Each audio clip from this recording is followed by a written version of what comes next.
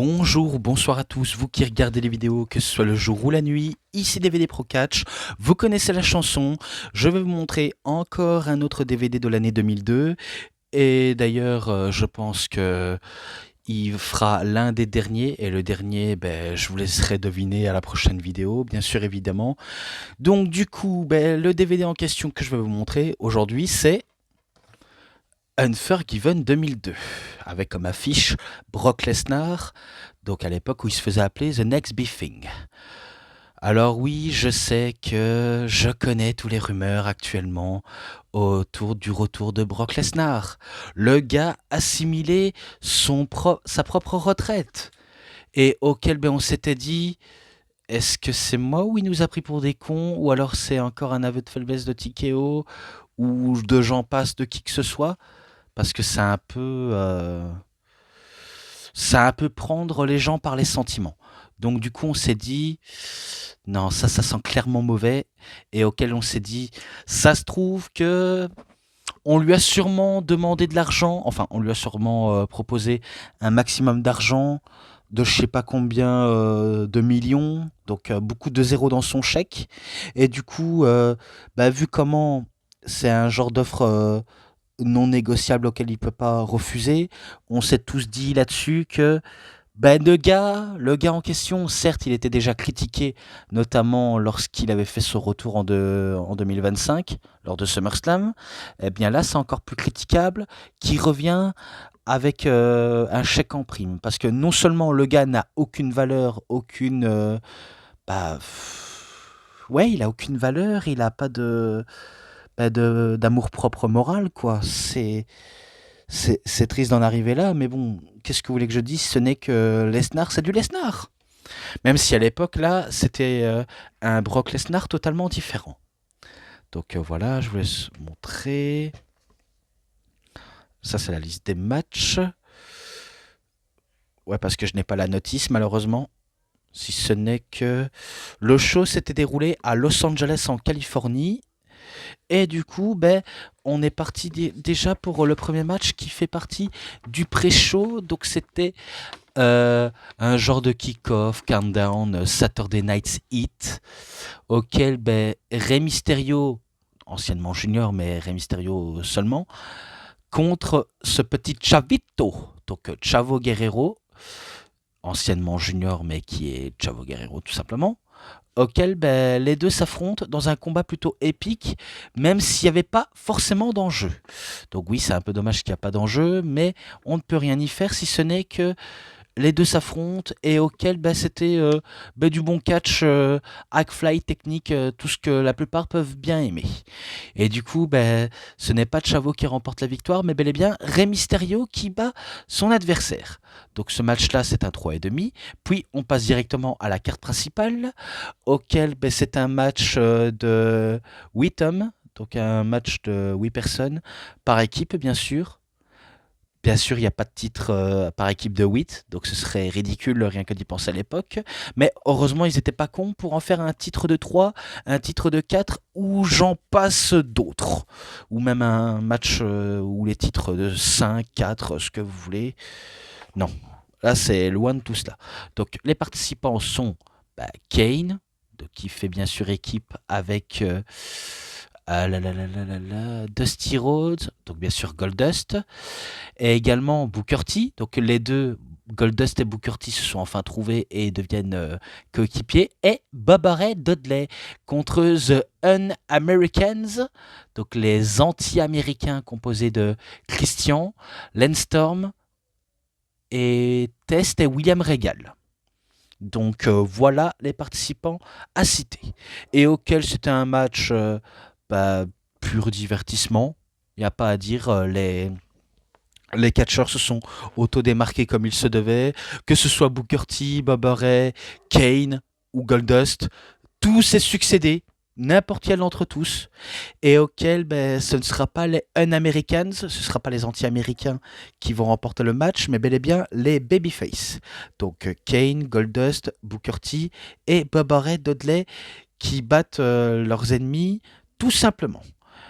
Et du coup, ce match-là, c'est un 3,40. Donc ça, c'est quelque chose de dit, quelque chose de fait. Maintenant, bah, je poursuis encore une fois, mais cette fois-ci pour le titre intercontinental entre Chris Jericho et The Nature Boy Ric Flair pour tout simplement le titre intercontinental. Est-ce que Y2J peut perdre son titre contre Ric Flair? En temps réel, si on aurait été dans une autre compagnie, sûrement que oui, mais vu comment c'est la WWE, il a parfois des victoires, un petit peu de défaites, mais auxquelles ben, ça l'empêche pas de tout tenter pour devenir champion. Donc du coup, bah, rien n'est impossible. Mais spoiler, malheureusement pour Ric Flair, il ne va pas battre Y2J aussi facilement. Puisque dans le match, ça s'est succédé de prises, d'enchaînements respectifs de la part des deux hommes. Donc ils enchaînent leur propre combinaison pour essayer de combiner avec l'adversaire en question, l'histoire de mieux s'adapter. À quelques reprises, Ric Flair a failli tout simplement créer l'exploit et de surprendre Chris Jericho, mais Chris Jericho ne se laisse pas surprendre, ne se laisse pas avoir par la ruse de cet homme, donc de Ric Flair, et qui va réussir tout simplement, donc je parle bien de Chris Jericho, à faire soumettre Ric Flair, il me semble, avec un Walls of Jericho. Et du coup, ben voilà, vous avez compris, c'est victoire de Chris Jericho qui conserve son titre intercontinental, son titre IC, comme on peut l'appeler aussi dorénavant. Donc voilà, c'était un excellent match. Les chiffres, je vous en ai peut-être pas parlé, mais pour le match à 8, c'était 3,40. Il me semble que je l'ai dit, j'en suis pas trop sûr. Et le match entre Jericho et Flair, c'est un 3,50. Donc voilà, au moins on a atteint un petit level. Et enfin, ben, un match purement divertissement et rude entre tout simplement Eddie Guerrero contre Edge. Donc Cope, Adam Copeland, AC contre EG, The Rated R Superstar contre Monsieur Latino Hit, celui qui ment, qui triche, qui vole, contre l'opportuniste ultime. Bref, vous avez compris les blases des deux catcheurs, auquel ben, c'était un excellent bon match entre les deux, il n'y a pas à dire. Et que ce match, il est présent dans le DVD de Edge, dans Decade, A Decade of Decadence. Il n'est pas dans You Think You Know Me, l'histoire de Edge, donc il est que dans Decade of Decadence, et auquel ben, c'était un excellent combat entre les deux. Il n'y a pas à dire, ça s'enchaîne. Pas mal de psychologie auquel on voit durant le match, et que les deux essaient de nous créer quelque chose de très mythique. Il n'y a pas à dire. Rien qu'à voir ça, on s'est dit, c'est énorme. Il n'y a pas de trucs négatifs à en citer. Après, de la négativité, on peut en trouver, mais ne soyons pas de mauvaise foi entre les deux catcheurs. Si ce n'est que je me rappelle de la fin, auquel ben, Edge pensait totalement avoir le dessus et auquel il pensait pouvoir avoir le dernier mot sur notre cher Eddie. Finalement, ce sera Eddie Guerrero qui va avoir le dessus et qui va réussir à surprendre la superstar classée X après un passage dans le coin auquel ben, ça va se terminer en Sunset Flip Powerbomb. Et du coup, ben, suite à l'impact, euh, Edge ne peut plus, on va dire, forcément riposter, suite qu'il a été sonné à cause de ce Sunset Flip Powerbomb, et auquel, ben, au compte de 3, ben, c'est victoire tout simplement de Eddie Guerrero, donc qui remporte le match, et auquel ce match était énorme, sans trop de prétention à en dire, et auquel ce match-là, attendez, laissez-moi voir, je lui avais mis un 4.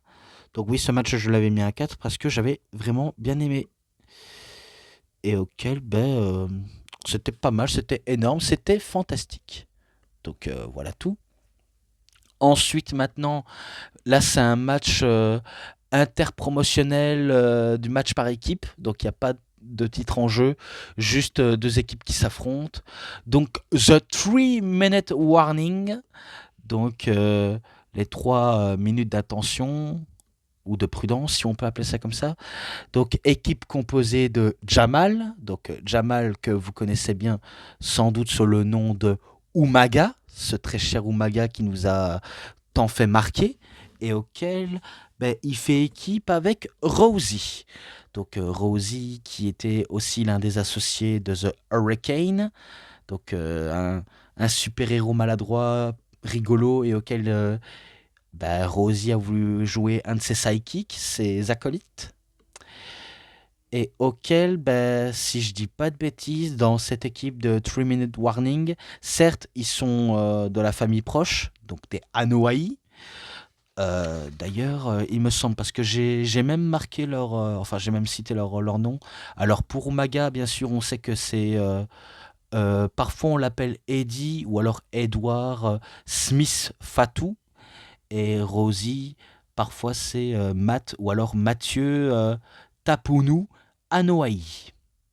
Et auquel, rien que d'y penser, on se dit que ce sont deux catcheurs auxquels on regrette. Donc Jamal et Rosie. Il y en a qui vont dire qu'ils regrettent le plus, c'est Umaga. Ce que je peux comprendre parce qu'on a un peu grandi avec lui, je le reconnais.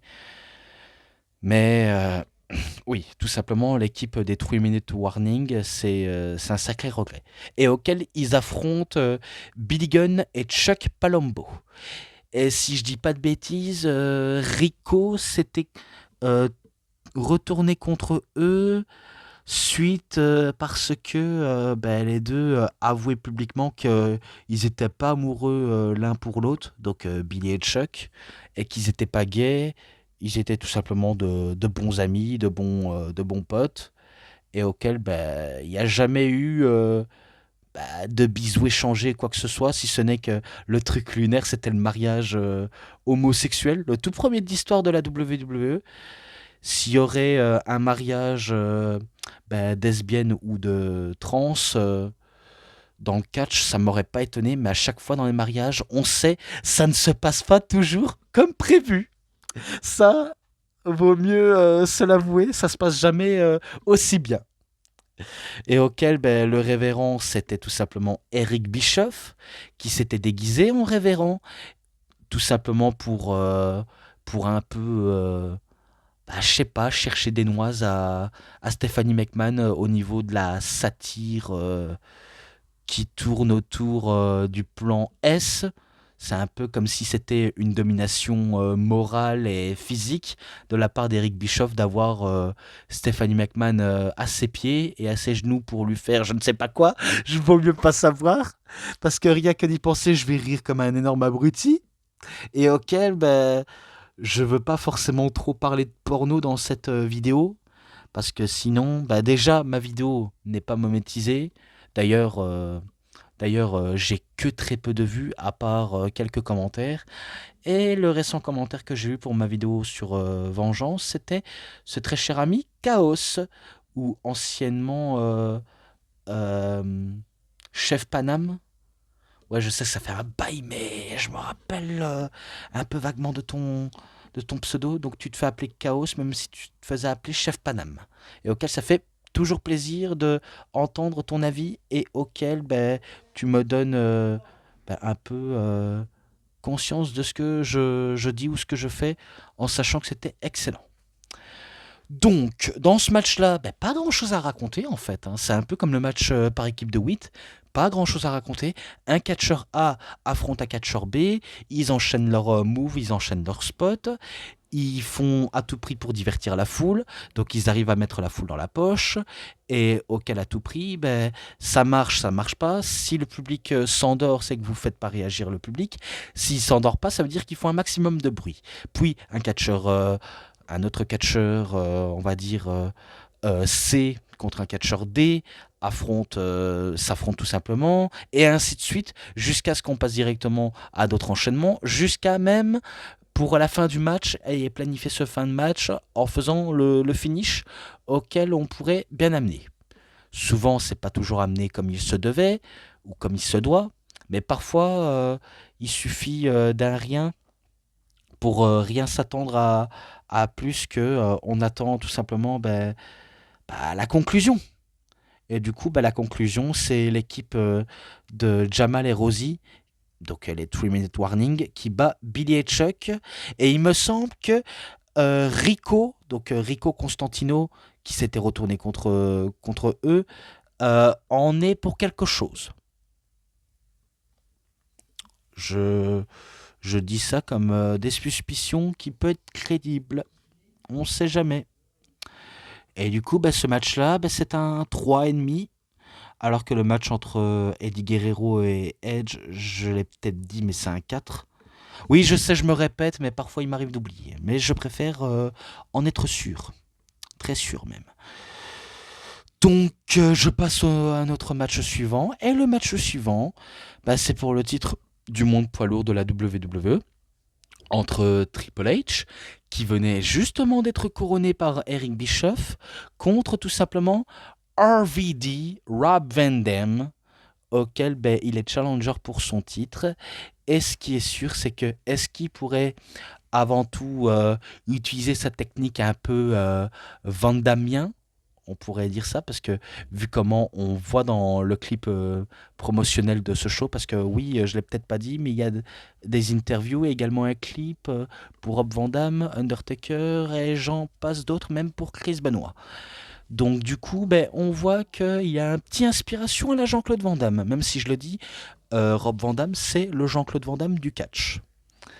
Donc on le voit dans un jardin auquel ben, il médite en pleine nature, vu comment Van Damme adorait la nature, il adore boire de l'eau, les entraînements intensifs dans les salles auxquelles il n'y a que des sacs de frappe, et j'en passe d'autres.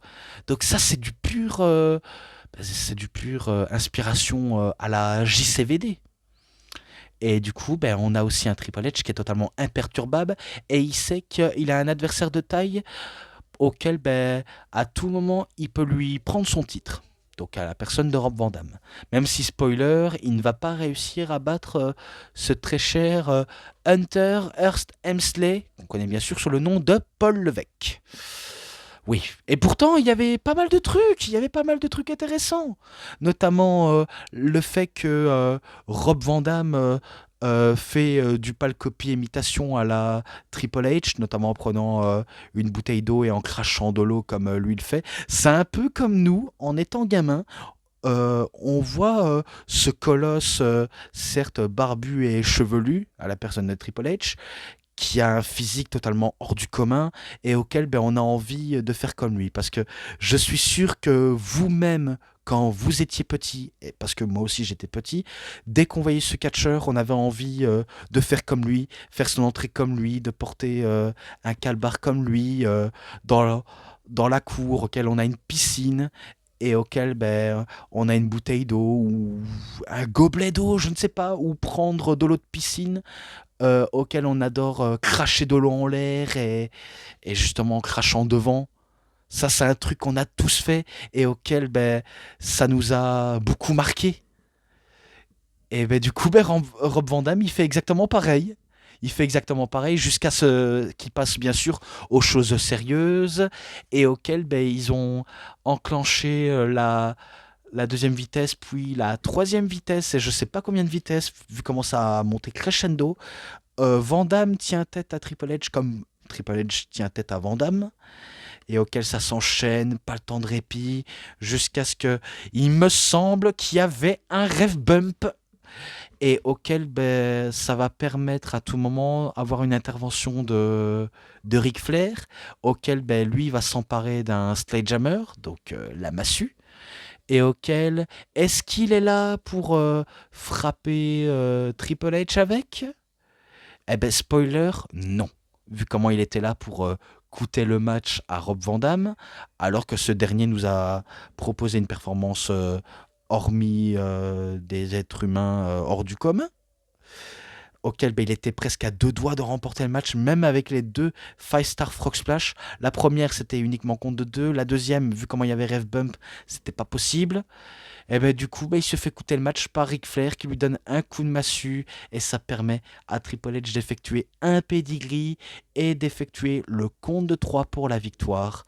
Donc vous avez compris, c'est victoire de Triple H qui conserve son titre à Unforgiven. Donc il est venu champion, il repart en tant que champion. Et auquel ce match-là, si je trouve la notation, je lui avais mis 3,70. Donc, à la version suisse-belge, je dis 3,70. Donc, voilà tout.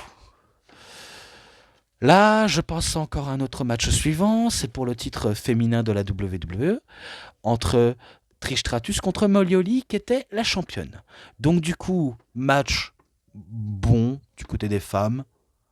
C'est pas mauvais, c'est pas ennuyeux, c'est pas gnangnan, c'est pas ce que vous vous attendez, ce que je dis que c'est nul. C'est juste que il n'y a pas grand chose à en citer. Le match, on peut le regarder, c'est un peu sympa, mais ce que tu vas retenir de l'histoire, ben, c'est que la challengeuse pourrait devenir championne une nouvelle fois. Et que la challengeuse va galérer dans la mid-card féminin ou aller entre sous-main event féminin à tenter désespérément à devenir champion. Ou championne, bien sûr.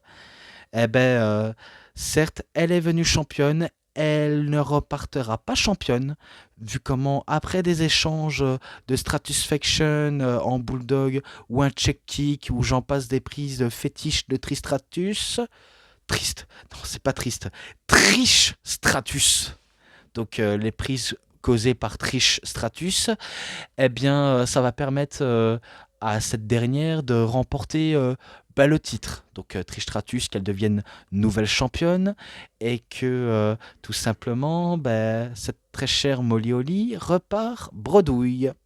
Eh oui, désolé. Désolé, Sorette. Enfin, comme j'aimerais l'appeler, même si je devrais pas l'appeler comme ça en vrai. Donc, désolé, mademoiselle, madame, ce que vous voulez. Auquel ce match-là, on ne change pas une équipe qui gagne, c'est un 3,20. Je ne change pas mon fusil d'épaule. Pour moi, cette notation reste et restera. Voilà tout. Attendez, parce que là j'entends du bruit, mon chien commence à aboyer, ça veut dire qu'il entend un bruit suspect. Donc ça veut dire que mon père est peut-être venu, ou alors mon frère est rentré dans une autre chambre pour des affaires, je ne sais pas. Notamment ma vie privée ne vous regarde pas, mais on ne sait jamais. Allez, à tout de suite. Donc je reprends auquel je m'étais arrêté, vu comment finalement c'était pas mon frère qui était dans la chambre, c'était mon père, vu comment il venait de revenir. Mais bon, comme je l'ai dit, ma vie privée ne regarde personne à part que moi. Même si je décide de vous le dire de manière très honnête et de manière très cash. Voilà tout. Donc après le match féminin auquel c'est Trish Stratus auquel elle devienne championne, là cette fois-ci on passe à un autre match auquel il savoure épique. Entre tout simplement dont celui auquel on aimerait censurer son nom, auquel c'est un éternel nom auquel on ne devrait pas mentionner sous peine de se faire striker par YouTube ou alors de se faire shadowban par la WWE en question si on y travaille chez eux. Donc c'est comme si ce nom était sous forme de malédiction pour une entreprise qui ne veulent pas ressortir les fichiers auxquels ils sont pas très Charlie.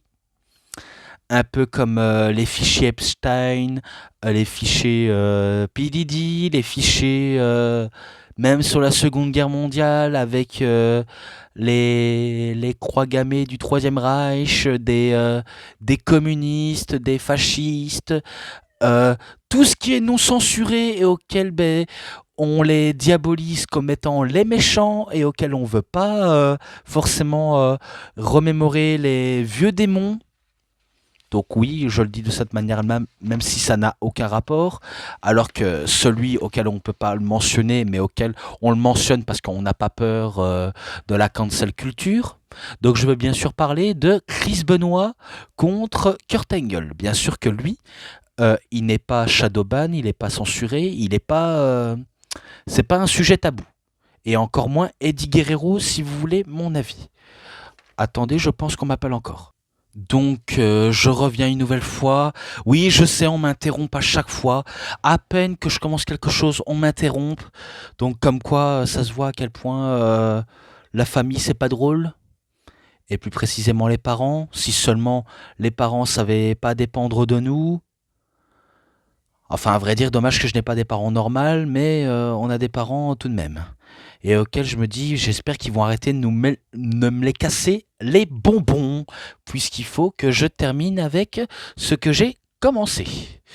Donc voilà, donc je parlais des personnes, non seulement un qui s'est fait Shadowban, et l'un qui est toujours en tant que légende. Je veux bien sûr parler de Chris Benoit et Kurt Angle, auquel, certes, malgré tout cela, quelle clinique de catch auquel les deux nous montrent.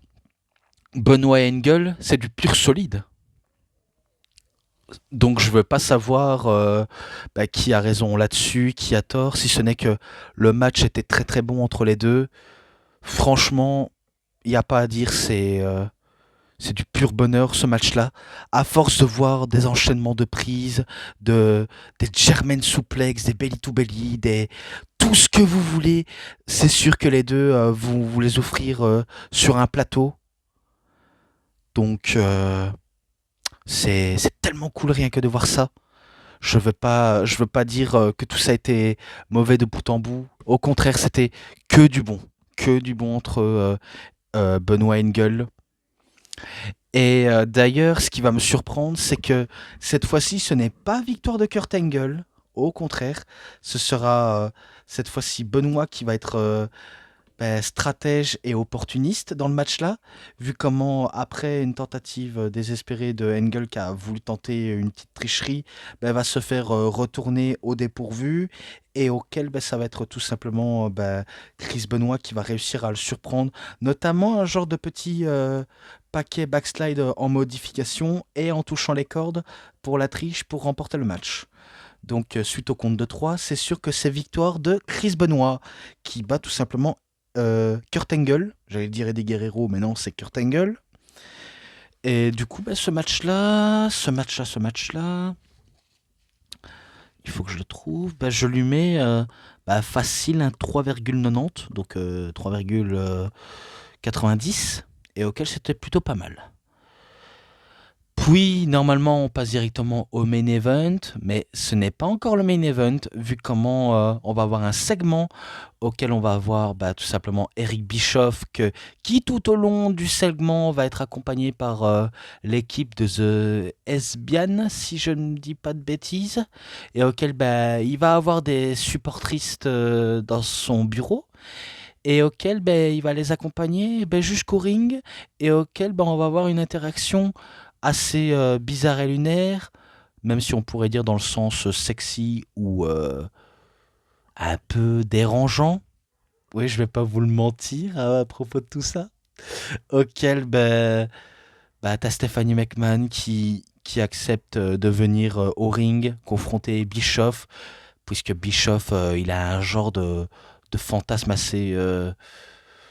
assez provoquant vis-à-vis de Stephanie McMahon. Bref, tout ce que j'en ai à dire sur ça, c'est que il y a tellement de trucs auxquels il n'y a pas mieux de résumé mieux que cela. Clairement.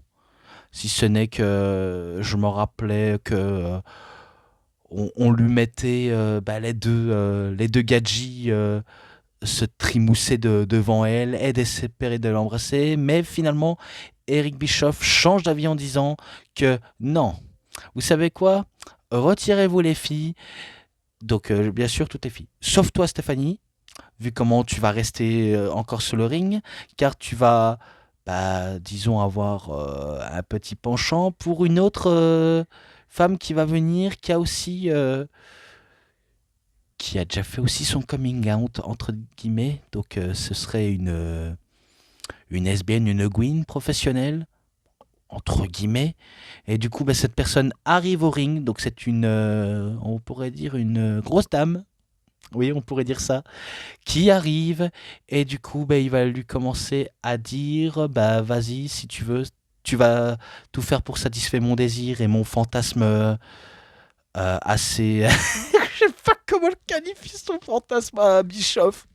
Si ce n'est que vas-y, embrasse-la, quoi. Donc, les deux se roulent une galoche, et auquel ça va se commencer à se trimousser, à se tripoter, jusqu'à ce qu'Eric Bischoff va se rendre compte en disant attendez, c'est quoi ce bordel? Et là, cette personne qui est une dame lui balance un super kick au visage. Et du coup, cette personne n'est nul autre que Rikishi qui s'était déguisé en femme. J'avais l'impression que c'était Big Mama, mais non, c'est Rikishi. Donc du coup, l'histoire pour Stephanie McMahon de se venger, eh ben, elle va ordonner à Rikishi d'effectuer un Sting Face sur Bischoff. Et du coup, Rikishi il va lui faire un énorme Sting Face. Et auquel, là c'est sûr, son fantasme à Bischoff est un peu dégueu, vu comment, certes, il est dégoûté de ce qu'il vient de subir, mais au moins, c'est bien fait pour sa gueule, il n'avait pas qu'à harceler sexuellement Stephanie McMahon. Et encore une fois, c'est uniquement mon avis, auquel je ne cesse de le dire avec beaucoup d'ironie, hein, bien sûr. Donc voilà. Et enfin, on passe directement au main event. Vu comment j'en ai assez trop dit, plus je mets 1 heure à en parler, plus on va m'interrompre à chaque répétition. Et du coup, ça m'énerve qu'on m'interrompe alors que je tourne une vidéo, alors que eux-mêmes devraient le comprendre. Donc le main event, c'est tout simplement pour le titre incontesté de la WWE, qui est maintenant titre WWE, entre The Undertaker contre Brock Lesnar. Et auquel la rivalité est simple entre les deux catcheurs, puisque Brock Lesnar a réussi à battre The Rock pour devenir champion. Certes, il est envoyé du côté de SmackDown au côté de l'Undertaker, et auquel les deux vont s'envoyer pas mal de punchline et pas mal d'interactions et d'altercations entre les deux. Non seulement d'une d'entre elles, lors de la signature de contrat, et auquel ça va se finir en face-à-face digne d'un film d'action entre deux colosses qui s'affrontent et qui se font face en se défiant du regard, et également au niveau tout ce qui est coup bas. Vu comment apparemment Paul Heyman s'était rendu dans la loge de l'Undertaker, auquel il y avait son ex-femme de l'époque, Sarah, et auquel Paul Heyman va commencer à faire du chantage à la femme de l'Undertaker, et auquel l'Undertaker, il a vu la scène, il va tout simplement sauver son ex-compagne de l'époque, même si à l'époque il était marié à l'époque avec Sarah. Et si je dis pas de bêtises, euh, je crois qu'il allait être père, vu comment Sarah à l'époque attendait un enfant de l'Undertaker, et auquel ce dernier part à la rescousse de son épouse, puis se fait accueillir par un énorme coup de chaise de la part de Brock Lesnar. Et bien sûr, ce dernier, en bon intimidateur qu'il est, va bien sûr plaquer contre le mur la femme de l'Undertaker en lui disant que c'est une énorme plage, et auquel il essaye tout simplement d'intimider avec sa force physique et son physique totalement monstrueux. Donc bien sûr, ça ne plaît pas à l'Undertaker, qui va au fil des semaines provoquer la future bête incarnée, ou le Next Big Thing, même si on l'appelle comme ça, celui auquel Taz ne cesse de surnommer Here Comes the Pain. Donc voici la douleur. À chaque fois quand il se à chaque fois quand il se montre sous la scène, là maintenant sous la scène on l'appelle tout simplement Here Comes the Beast. Donc voici la bête, et auquel pas mal d'échanges entre les deux jusqu'à ce que cet événement-là, auquel ça va être électrique, pas de retenue entre les deux, juste de la bonne baston entre deux barbaques qui ont une haine mutuelle envers l'un comme pour l'autre, et auquel ça va pas mal faire des enchaînements, des coups sur coups, prise sur prise. Euh, Parfois, les comebacks de l'Undertaker peut se résumer tout simplement au chokeslam et tentative d'essayer de faire un tombstone pile driver ou un last ride powerbomb qui ne passe pas la plupart du temps. Et quand c'est Brock Lesnar, c'est pas mal de prises en tout genre, des germaines, des belly to belly, des coups d'accord à linge, et j'en passe des coups puissants auxquels il pourrait en passer. Parce qu'à l'époque, certes, c'était un nouvel arrivant, mais il te faisait pas que des German suplex F5 et basta. Lui, c'était pas mal de choses qu'il faisait. Il pouvait être brutal, technique, même agile, hein. même surtout agile, hein. Faut pas oublier qu'à l'époque, certes, c'était un gars très musclé, mais il pouvait te montrer à quel point il pouvait être agile.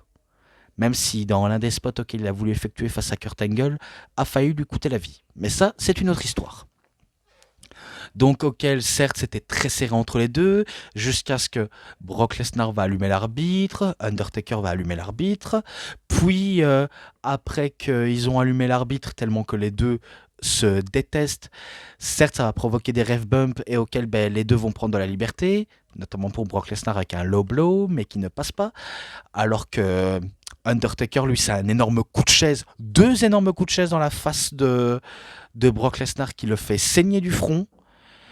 Et suite à des nouveaux ref bumps, eh ben, l'arbitre il se dit ok, les deux ne veulent pas respecter les règles, ils se foutent sur la gueule mutuellement, je décide de mettre un terme à un match, donc double disqualification.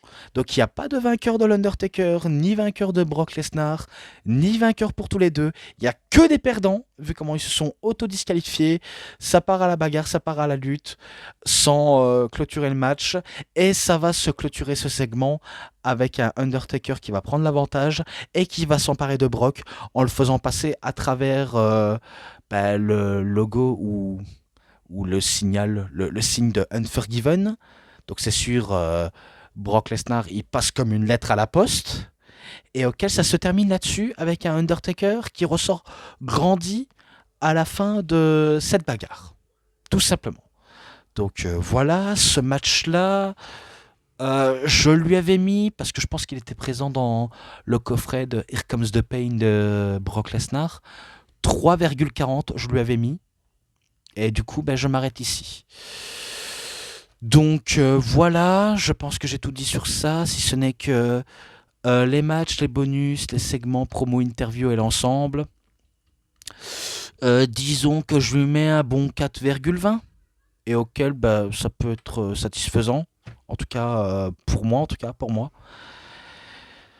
Donc, même si vous saviez, parfois je sors une vidéo par jour, ça permet pour moi de continuer. Même si parfois il m'arrive d'avoir des empêchements et auxquels je peux pas toujours avoir le temps et l'énergie nécessaire pour trop en parler. Parfois, si j'ai des empêchements, ça veut dire que je suis un peu retenu et tout. Mais là, j'ai fait comme il se devait. Donc voilà, j'ai tout dit sur Unforgiven 2002. Je passerai au dernier et non le moindre. Et d'ailleurs, si vous voulez que je passe au dernier show de l'année 2002, je vais vous dire tout simplement le nom de l'événement en vous montrant la jaquette. C'est tout simplement No Merci 2002. Et oui, c'est celui-là auquel on va parler. Donc voilà, j'en ai assez tout dit. Donc c'est tout pour cette vidéo de review. C'était DVD Pro Catch. J'espère que ça vous aura énormément bien plu. Et si vous avez aimé cette vidéo de review, vous savez ce qu'il vous reste à faire. Likez la vidéo, commentez, partagez. Abonnez-vous à ma chaîne et cliquez sur la petite cloche pour avoir plus des notifications et des prochaines vidéos. Et moi, comme d'habitude, je vous dis bonne journée, bonne soirée à tous. Au revoir tout le monde pour une prochaine vidéo. A plus à tous les fans de catch. Allez, bye bye tout le monde. Salut!